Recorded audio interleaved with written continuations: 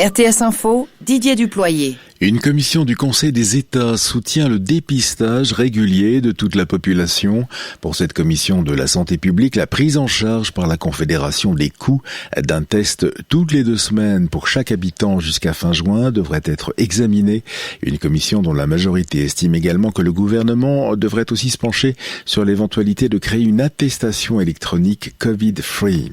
Alors que la Suisse compte moins 2200 cas supplémentaires de Covid-19 en 24 heures, 1131 précisément, selon l'OFSP qui déplore également 14 décès supplémentaires dus à ce coronavirus.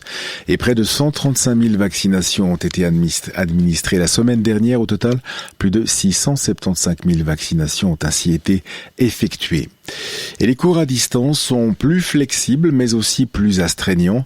C'est le constat fait par les étudiants et les collaborateurs des hautes écoles valaisannes qui ont bien géré cette transition vers un enseignement à distance accéléré par la crise sanitaire.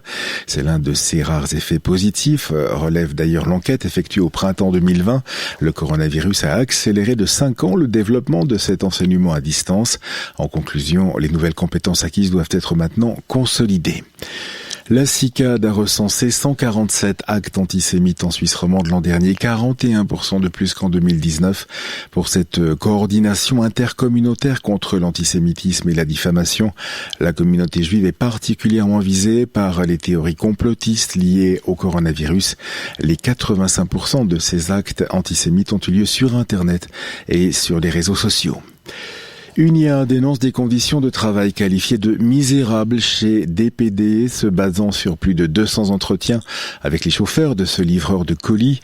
Ce syndicat dénonce des horaires de travail rallonges, des heures travaillées mais non payées, un stress énorme également.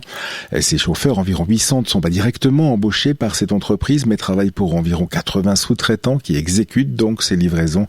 Les salariés appellent cette société à offrir des négociations. Affaire classée, la procédure ouverte en 2014 sur des allégations de maltraitance au sein du home Saint-Sylve à V en Valais a été classée. Aucune infraction pénale n'a pu être établie selon le ministère public qui relève toutefois de graves dysfonctionnements, des actes inappropriés dans les soins apportés à certains pensionnaires. Mais aucun témoignage direct de pensionnaires n'a pu être recueilli. Les résidents concernés par les dénonciations étaient soit déjà décédés au début de la procédure, soit jugés inaptes par des experts à être entendus au vu de leur santé. Faute de preuves, le ministère public a donc classé cette procédure. La Confédération a publié aujourd'hui de nouvelles directives pour les cantons et les communes concernant la 5G.